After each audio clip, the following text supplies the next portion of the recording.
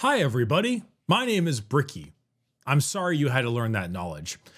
This is going to be one of those videos that doesn't really have a visual element. It's all kind of off the cuff and just kind of discussing. So if you're the kind of person who really likes to listen to things while you're walking around the house or in the car, this is a perfect video for that. You don't need to watch the actual visual part of it. Just go ahead and you can leave it on. I just came back actually from playing my first ever game of 10th edition with my buddy Demeki, which a lot of you know will, me and him are, well, recent video, me and him are now heading Dice Check as a studio. We set up a whole lot of stuff, waiting on a few camera lenses. So we decided to go ahead and get a game in because I was able to get the early edition of the Leviathan book and also the mission cards that go along with the Leviathan book. And so today it's a bit of a kind of discussion on that whole thing. I want to talk a little bit about how it felt, how everything, just like first impressions. Now, of course, this is the first game I've ever played of 10th, and there are a lot of factors that will show that this is not an indicative game of 10th, but I thought first impressions are kind of neat, and it's interesting to just kind of share my thoughts. And also it might be kind of an interesting video to look back on and say, ooh, I wonder what has changed in the past. How has my opinions on 10th changed from this first game and first impressions? So naturally, it was a classic 2,000 point game. We are playing with the new mission card system. It's like a combination of the old GT stuff and Maelstrom of War. I think it's called Tempest of War now, but I'm not 100% sure of the name. Many of you who have played with the old card system will be familiar with it. It's basically a combination of cards and static missions at the same time. It's actually kind of a cool concept. I actually really like it. So the way you do it in a classic way to set up a battlefield is very fun.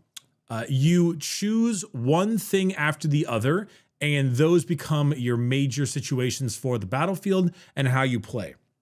For example, the first card you draw, there's like 5 to 10 decks, basically, depending on the situation.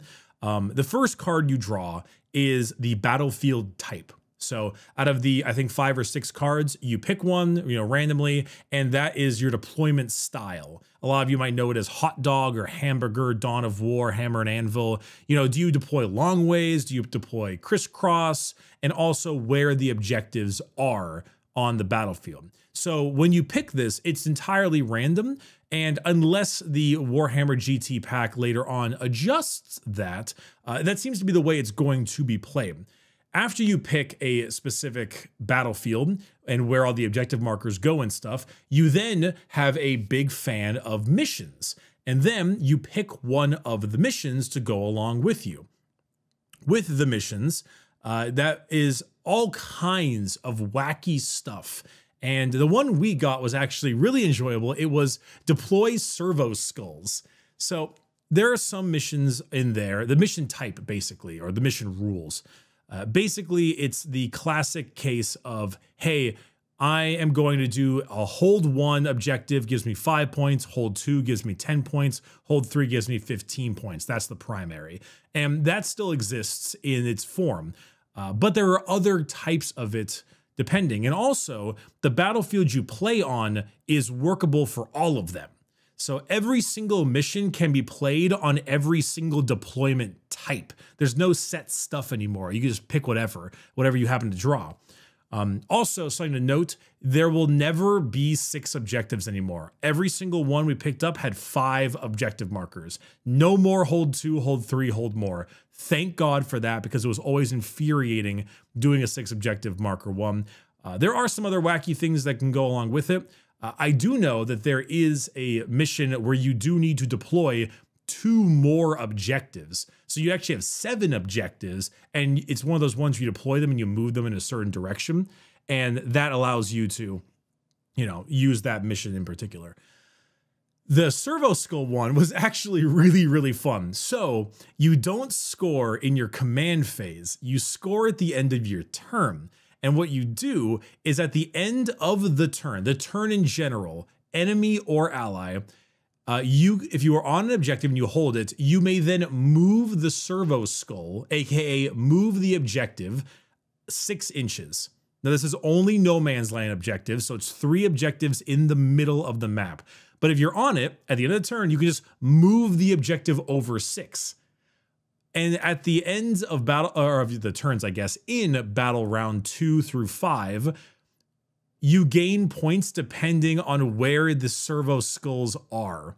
So you gain 2 points if that is within 12 inches of the opponent's deployment zone. You gain, I think, 8 if it's within 6, and you gain 15 if it is wholly within the deployment zone. You're basically slowly pushing and pushing the servo skulls into your opponent's area in order to gain information on them. That's the goal. And so being able to do that is honestly really hilarious and a ton of fun because the points stack in certain ways. I think it's 2 points, 5 points, and then 8 points. Basically, like 2 for within 2 inches, 5 within 6, and then 8 within 8. But they stack. The overall concept ends up stacking. So if you have 1 servo skull in the opponent's deployment zone, you get all 3, 8, 5, and 2, so you get 15. And then you can only max primary at 50, 5-0. So, you know, 15, 15, 15, 5 at the end if you wanted to. It was actually a really fun game mode because you can move the servo skull at the end of either player's turn. Like if I held it when Demeki held it, or when it was his turn, I could move it anyway. And then when it was my turn, move it even farther. It really benefits you for getting on those objectives. For secondaries, we both decided to do tactical missions, which is basically a deck of around, I think, like 20 cards, and you draw the cards and you need to complete them. Once they're completed, they are then discarded and you draw a new one. I found that really enjoyable. The bad luck wasn't too bad for the most part. I needed to double check the rules a little bit more on how exactly it was played with those cards, because it was a little iffy on the specifics, and I wasn't 100% on a couple of it, so we might have gotten a few things wrong.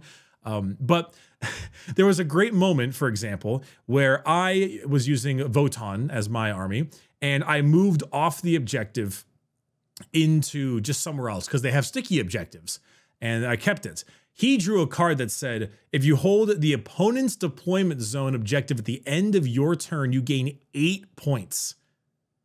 And then he was like, and then deep struck his Death Shroud Terminators on my backfield objective because I had moved away from it because I had sticky.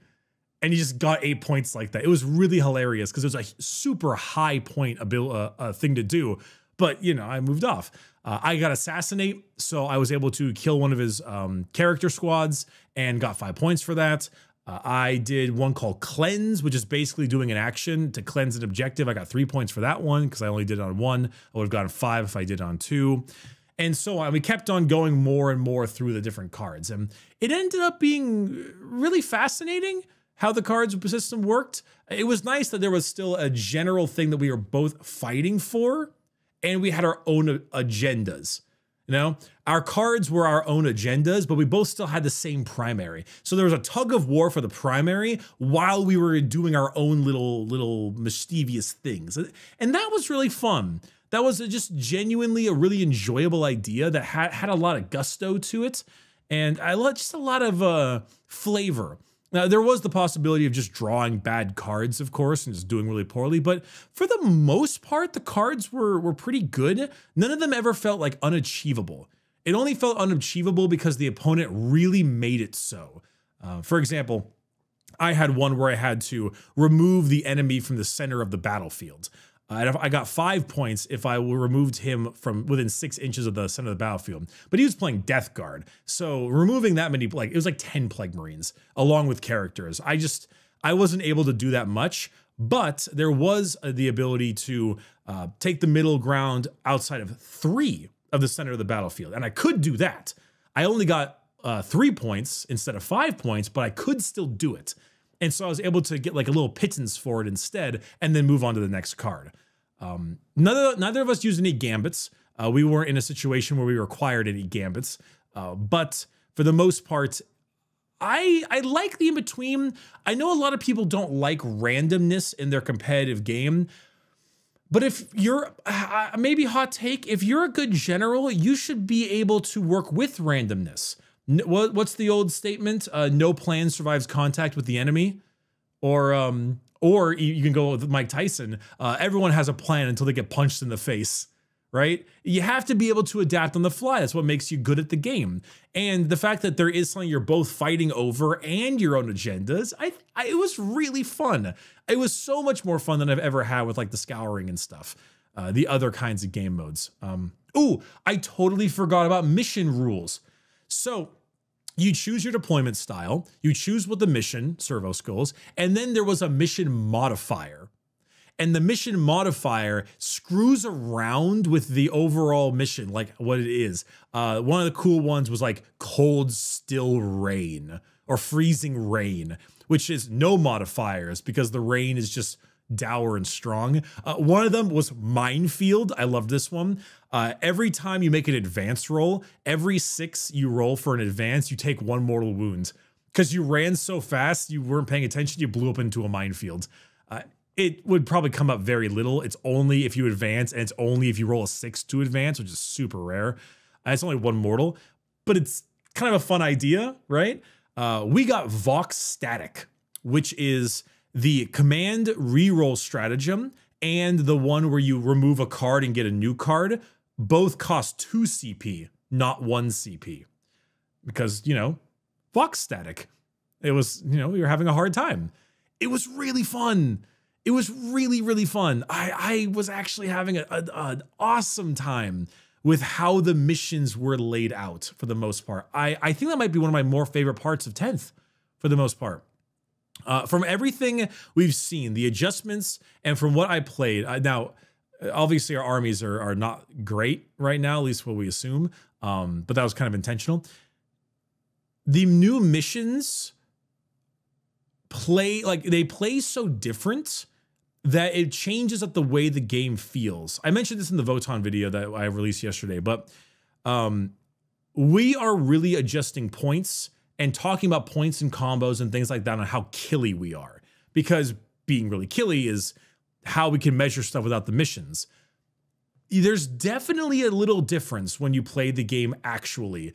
Having to really adjust how you use your units for certain missions is pretty important. I needed to use some sacrificial units to like cleanse certain objectives. I needed to move the skulls around. I need to do a lot of stuff. And that made certain units have brand new roles on the battlefield. It's really easy to, you know, say like this thing is really good when you do X, Y, and Z, but sometimes X needs to go do an objective or Y needs to go deal with something else. And so that really throws a lot of like, you know, problems with your game plan and in a good way. So talking about armies, he ran Death Guard, I ran Votann. We would argue that Votann, Death Guard, and Admech are the worst looking armies right now. And I may be in agreement for the most part. We chose them because we felt like it might be slightly more indicative of what 10th is supposed to be. Maybe they're still a little bit too weak for the most part, but I would argue that if they're like too weak here, the game probably wants to be right here. And things, I guess you can't see this. If they're too weak, they're maybe like 10 to 15% too weak for what the game should be. And things like Eldar are like 40% too powerful. You know, the disparity is much larger. So we wanted to see, you know, Death Guard versus Votann, both slow armies, both tanky armies. Let's see exactly how that's supposed to feel. And for the most part, how we like set up the battlefield was pretty heavy in cover. One big ruin on both sides and sparse terrain throughout the rest. Some that gave cover to vehicles and then pipes and stuff to give cover to infantry as well. I must say, cover is everywhere. You might not think ignores cover as a particularly exciting keyword. Change your mind on that. It's a very good keyword. Ignores cover is very important, and I think we should be giving it a lot more credit than it deserves.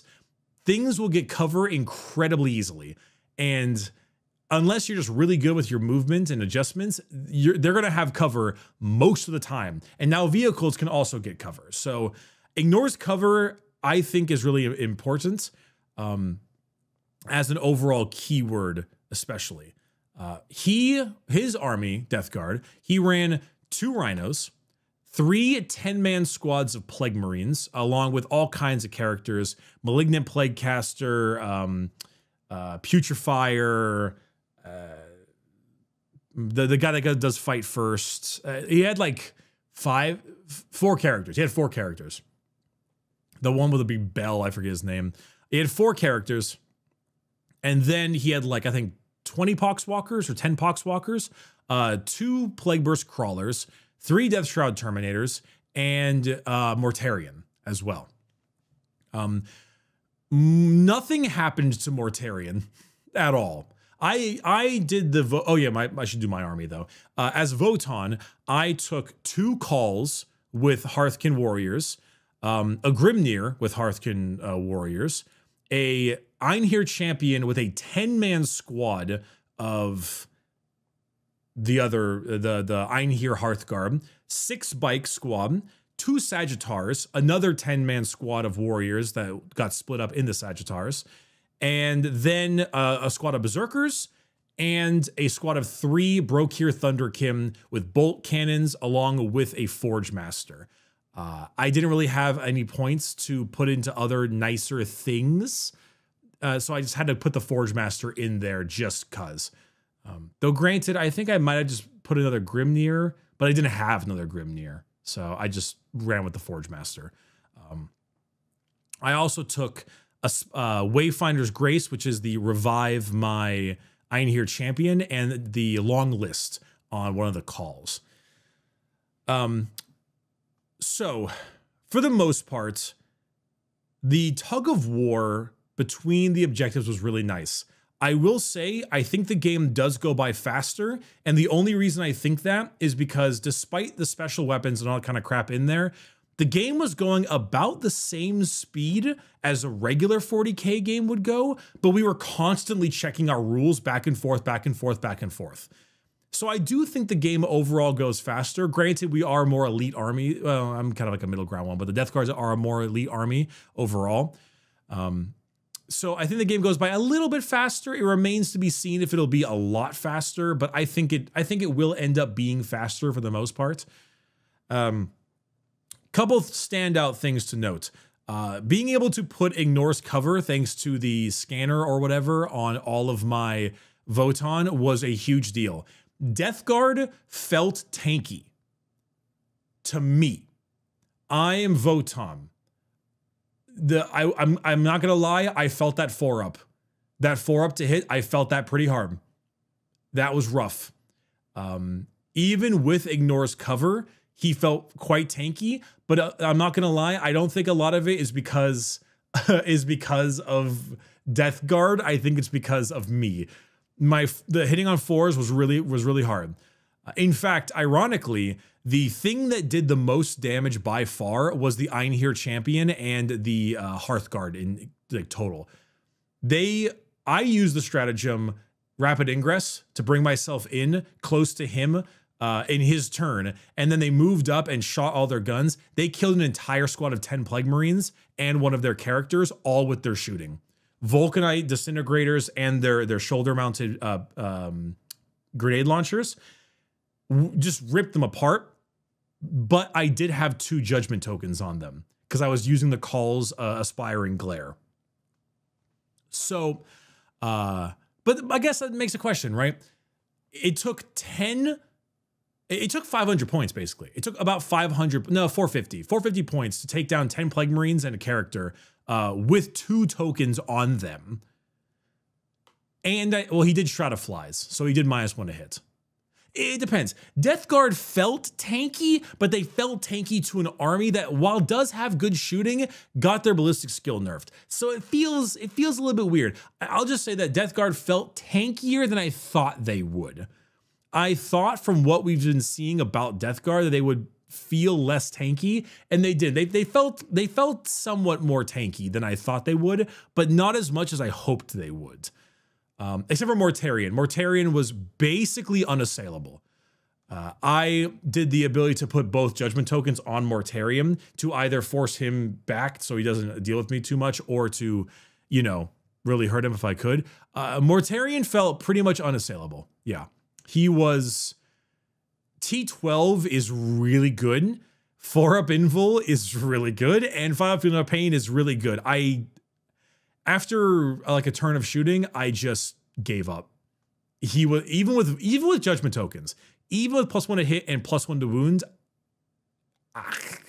he was completely unassailable. I just couldn't deal with him.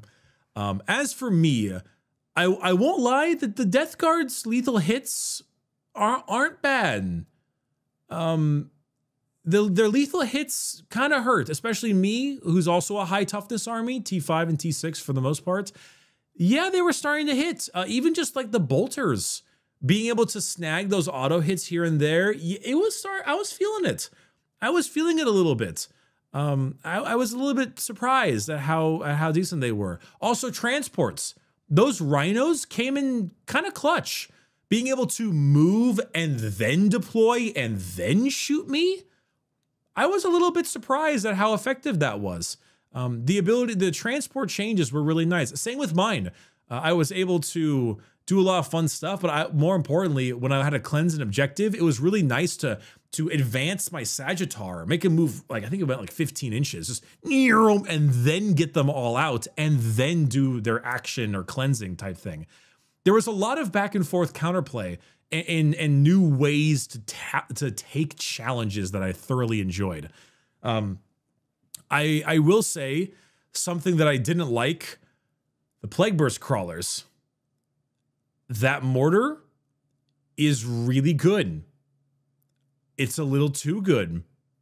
I don't feel comfortable with that mortar.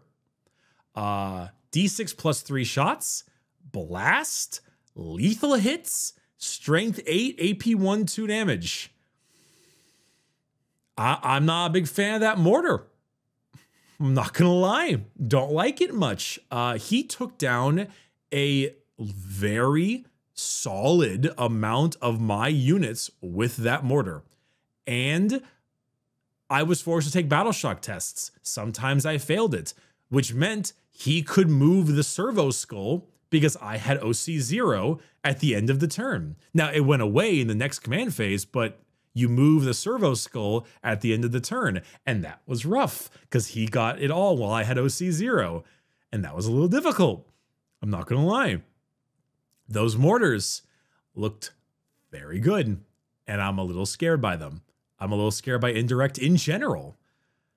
Yeah. Other things to note. Okay, let's talk about Death Guard. Let's talk about the strengths of the Death Guard that I saw, the things that I liked about them. The transports with the rhinos felt pretty good.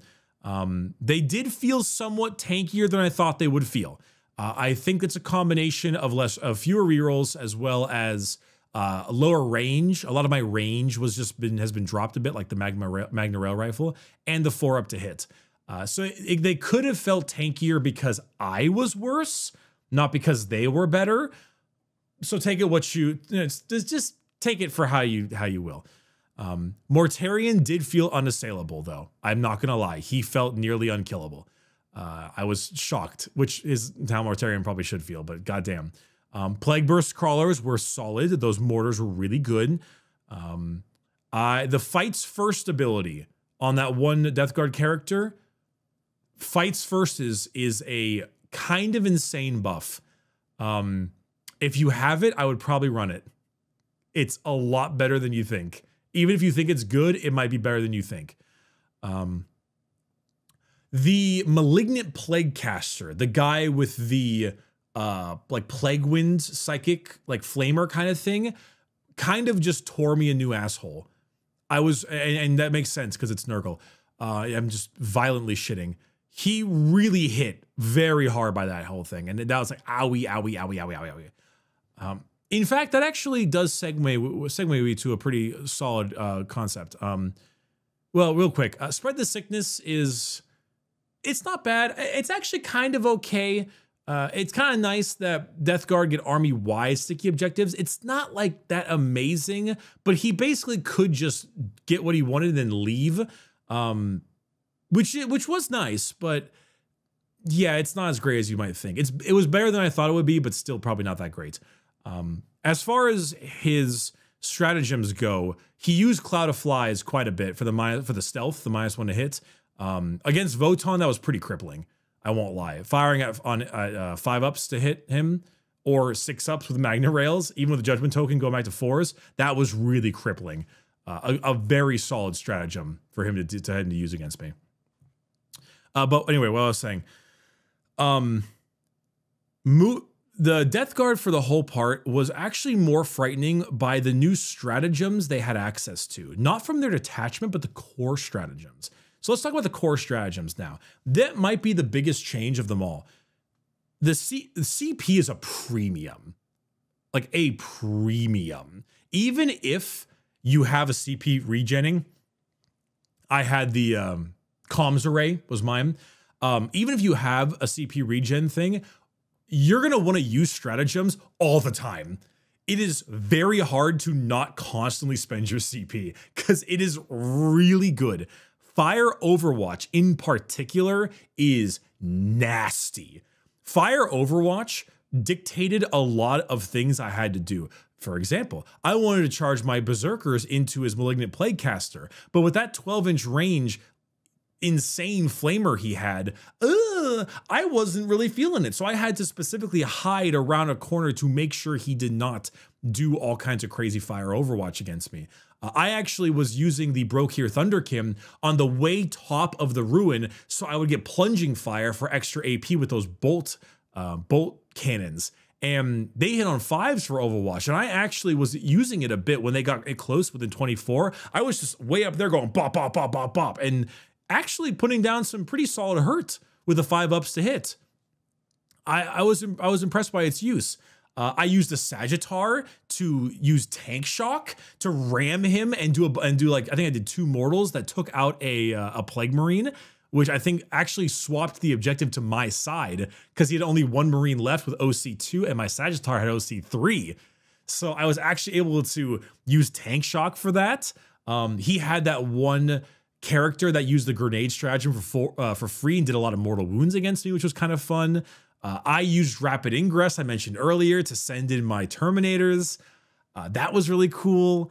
None of us used Fight Next Interrupt or Heroic Intervention because they were 2 CP. It's crazy, but 2 CP is so expensive now. It feels so expensive because all of the stratagems are just so good. I was using core stratagems way more than I was using my own.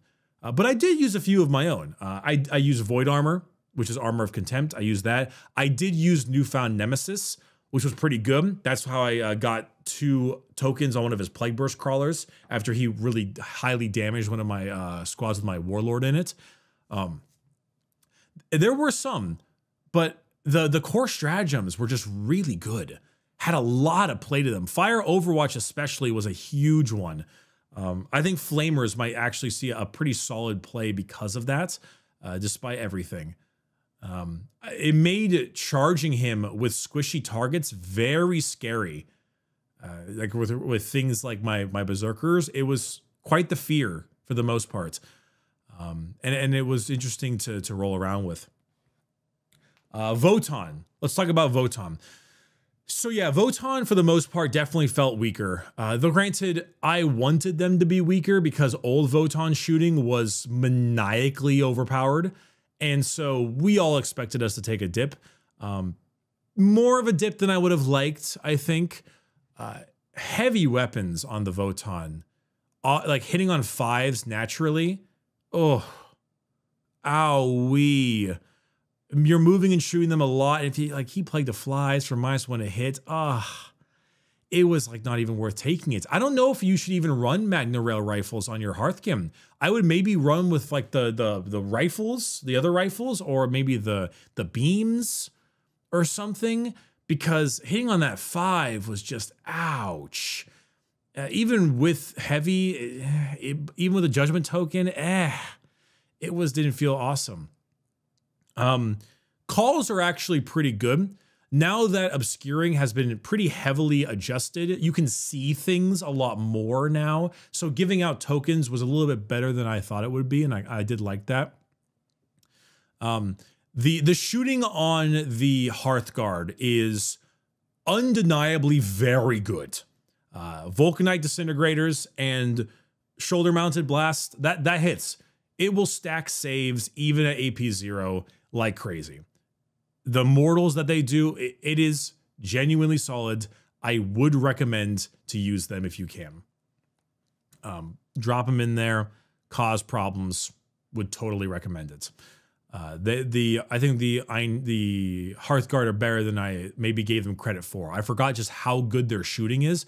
Not to mention, their shoulder-mounted grenade launchers do have blast, and I was firing into a squad of Plague Marines at the time. They, you know, I think it was like 10, right? So I was getting D6+2 with each, and because of the 2 tokens, they were wounding on 4s. Even at AP Zip, they couldn't get a 2-up from cover, so they're getting a 3-up, and I'm telling you, they were failing saves because there were just so many saves to take. Oh my God. Sagittars were pretty okay. My issue with them was the 4-ups to hit. I might end up going with the higher shot chance, or perhaps the beams instead of the missiles. I liked the missiles for the most part, but I don't think the missiles are the right play at this point. There's just too few shots, and I'd rather the shots be better if they do land. Let me check real quick here. The Matter autocannon, I would say, would be a good pick. But no, the high-las beam cannon, it is only 2 shots, but having sustained hits D3 and D6 damage, I might take the beam instead of the missile launcher. The missile launcher was nice to have multiple options, the regular missile and then the 2 other shots, but the beam with that, even though you're only hitting on a 4-up, the D6 damage is nice, and the sustained hits D3 is also really nice. So it might be worth taking for the most part.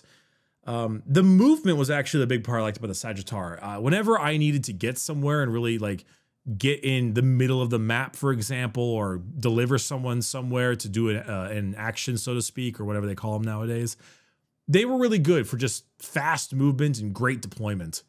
I liked them. Zerks weren't able to do much, unfortunately. They kind of just got killed, and so nothing for the Zerks. Is there anything else to note?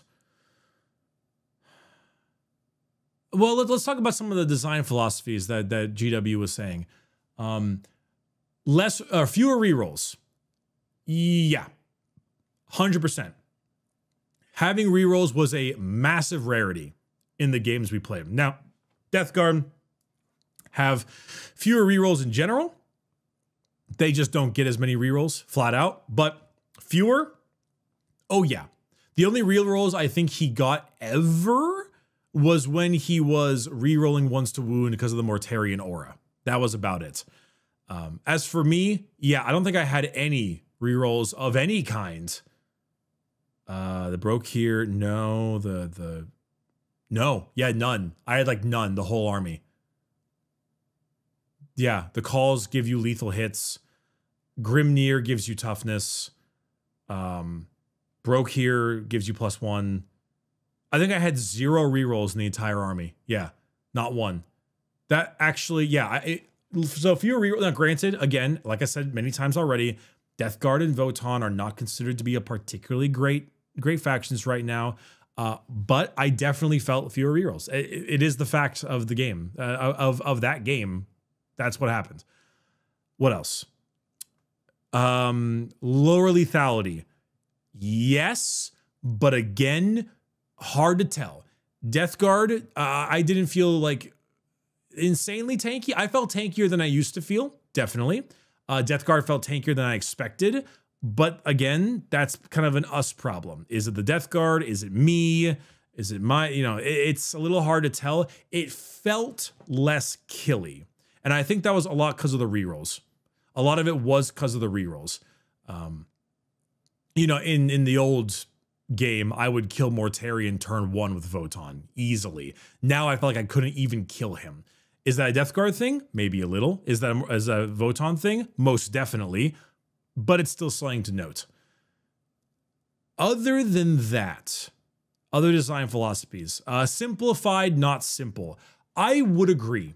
It was definitely easier to understand a lot of the core concepts of the game, and it was a lot harder to go with all of the weird rules interactions. It was a lot of this does this, this does this is this, and you're just kind of done.